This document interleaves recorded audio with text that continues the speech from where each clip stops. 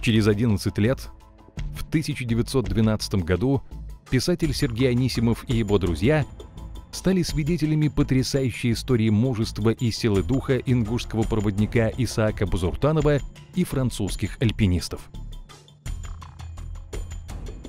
Группа Анисимова держала путь в Гелоте к знаменитому проводнику. И на станции Казбек увидели 3 временно ослепших иностранцев с сильно обожженными лицами. Добравшись до Гулецкой станции, они встретили в ней смертельно усталого, как выразился Анисимов, Исаака. Его потрясающий рассказ Анисимов позже опубликовал в своей книге «От Казбека к Эльбрусу». К Исааку пришли 3 прекрасно экипированных молодых француза. Переночевав в ермолаевской хижине на горе Барт-Корт, ночью они выдвинулись вверх к горе Вольгишке. Помощники Исаака остались в хижине. Когда взошло солнце, они уже были в нескольких часах пути от Барт-Корт. И только тогда обнаружилось, что альпинисты оставили в ней солнцезащитные очки и фланелевые маски. Предчувствуя беду, Исаак приказал всем вернуться в хижину и продолжить восхождение следующим утром, иначе французам грозит куриная слепота и даже смерть. Группа уже повернула назад, когда внезапно один из них впал в состояние аффекта. Он побежал вверх, за ним все остальные. Исаак почувствовал, что без него они обречены, и пошел за ними.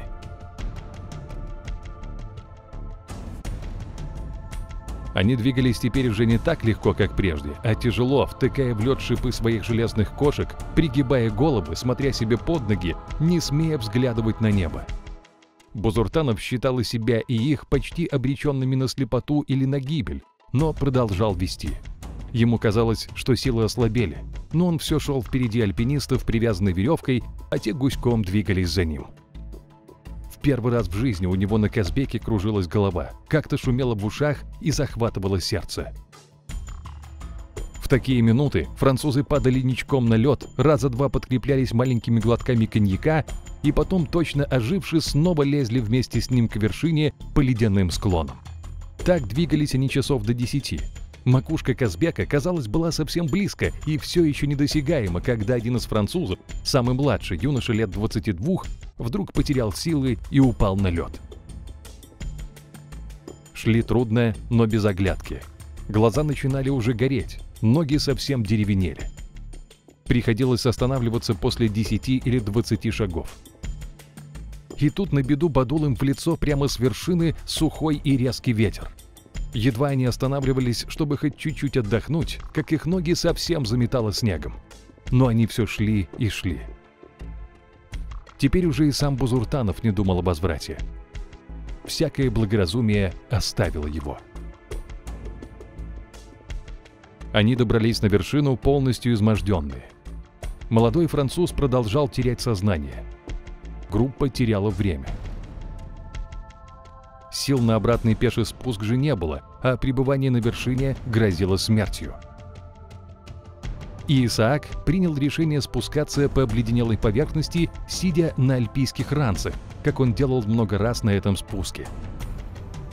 Они понеслись вниз, когда через какое-то время Исаак заметил, что группа отстала.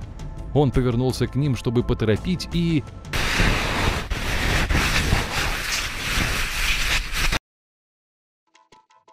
И вдруг ошеломляющий толчок, и все исчезло для него в пучине снега.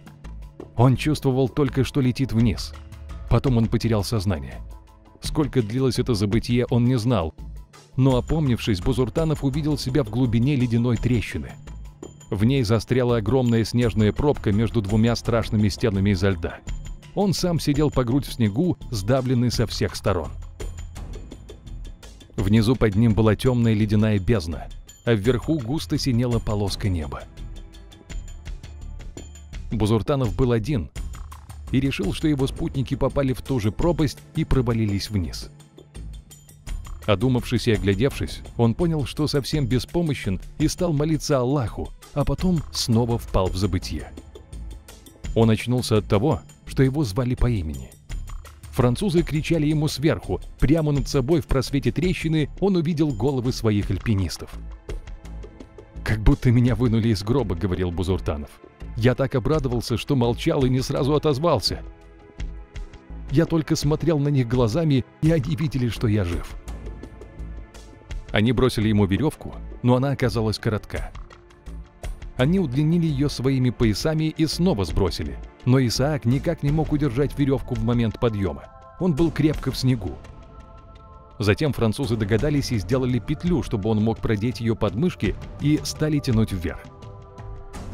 В этот момент снежная пробка рухнула вниз, и Исаак повис над бездной. Его протащили вверх метров на 5. Здесь стены были ближе друг к другу, когда Исаак почувствовал, что натяжение веревки ослабевает. Он уперся спиной и ногами в стены расщелины, и в этот момент веревка совсем обвисла. Французов не было слышно и видно. Лишившись последних сил, Исаак попрощался с жизнью и полетел вниз. И остался висеть в воздухе. Как потом оказалось, альпинисты натянули веревку на свои альпинштоки и использовали их как домкрат, но выбились из сил и отдыхали. Увидев дневной свет и почувствовав, что воскрес к жизни, Бузуртанов не мог прийти в себя. Он сидел на льду, озирался на горы и на солнце, молчал и плакал. Французы не трогали его, ни о чем не спрашивали и не мешали. «Я еще лежал ничком в молитве перед Аллахом», — говорил Бузуртанов, «как вдруг меня точно кольнуло что-то». Он вспомнил, что французы были без очков и, наверное, уже ослепли в сиянии снегов. Наступала теперь очередь для Бузуртанова спасать своих товарищей, ибо он один хранил еще зрение, так как самое яркое время дня провел в полутьме своей ледяной пропасти. И Бузуртанов решил или погибнуть вместе с ними, или спасти их всех, как было, когда он вернулся за ними к вершине. Размышлять было не о чем, исход был один. Он сел на свою сумку впереди, ослабевшего француза привязал к своей спине, 2 других усадил сзади. Они связались поясами и начали скользить вниз по ледяному полю. Через 2 часа они уже были в хижине, где их ждали носильщики-ингуши с едой и одеждой. На следующий день, уже слепых, они спустили их всех 4, держа за руки. «Хорошие люди, настоящие люди», — говорил он. «Сами погибали, а меня все-таки спасли.